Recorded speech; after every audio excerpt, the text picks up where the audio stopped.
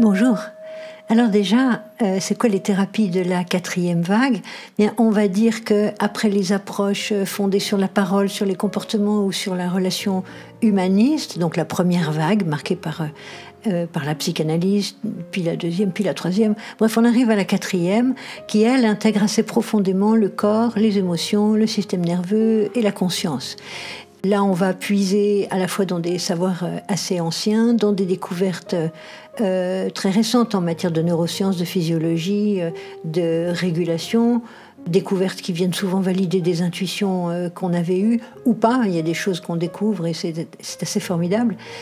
Et donc, le breathwork s'inscrit assez pleinement dans ces thérapies de la quatrième vague parce que on agit simultanément sur le corps, sur l'esprit, sur le champ émotionnel et qu'on peut se passer de la parole, ou en tout cas de la verbalisation, parce qu'on va accompagner par la parole, bien entendu. Et donc, quand on travaille en breathwork, quand on travaille avec le souffle, on permet un accès très direct à l'intelligence du système nerveux, aux mémoires corporelles, et puis parfois, et assez souvent même, à des états élargis de conscience. Et tout ça va mener à une transformation durable.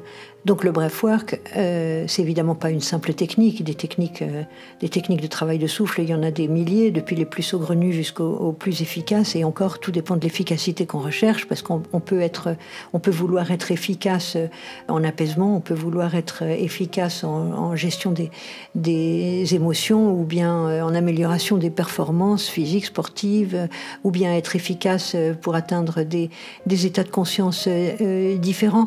Bref, en tout cas, le breathwork au sens large, eh bien, appartient à ces thérapies de la quatrième vague, et il va nécessiter de notre part, nous les accompagnants, une posture assez spécifique. Alors bien sûr, on peut intégrer le breathwork, qu'on va appeler breath thérapie, dans nos pratiques en cabinet. On n'est pas du tout obligé d'avoir une salle, de faire allonger les gens sur des matelas, de mettre de la musique, du zim-boum, des tambours, etc. Non, on peut tout à fait travailler comme dans une séance en one-to-one, deux personnes assises l'une à côté ou en face de l'autre.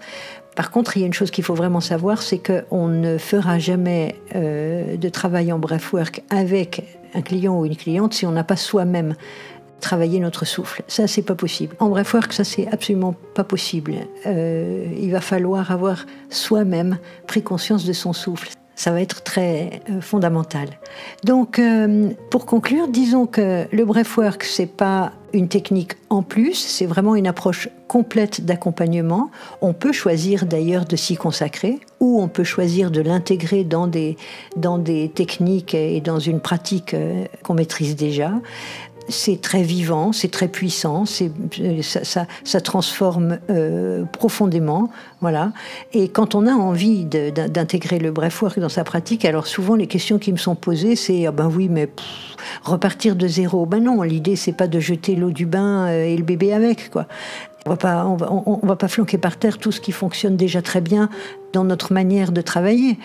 Simplement, de la même façon qu'on peut intégrer le MDR dans une psychothérapie conversationnelle classique, ou bien travailler à partir d'un socle psychanalytique, parce que bon, non, tout n'est pas complètement à jeter là-dedans non plus, eh bien le breathwork peut tout à fait s'articuler avec ce que vous faites déjà, et c'est même tout l'intérêt, quoi. Il vient enrichir, affiner, amplifier. C'est pour ça qu'on parle de breath thérapie.